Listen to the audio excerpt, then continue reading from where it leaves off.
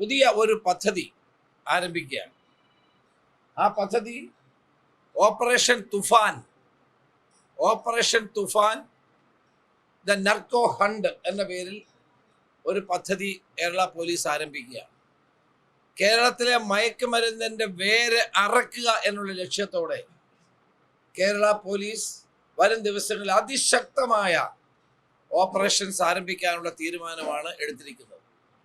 ഈ operation Toofan the narco hunt വിജയിപ്പിക്കാൻ മാധ്യമങ്ങളുടെയും പൊതുജനങ്ങളുടെയും പരമാവധി സഹായം കേരള പോലീസ് ആഗ്രഹിക്കുന്നു. നിങ്ങളെല്ലാവരുടെയും സഹായം ഉണ്ടാകണം. നിങ്ങളുടെ ശ്രദ്ധയിൽ വരുന്ന ഏത് ഒരു വിവരവും തൊട്ടടുത്തുള്ള പോലീസ് സ്റ്റേഷനിൽ അറിയിച്ചാൽ അതിനനുസരിച്ചുള്ള ശക്തമായ നടപടി ഉണ്ടാകും.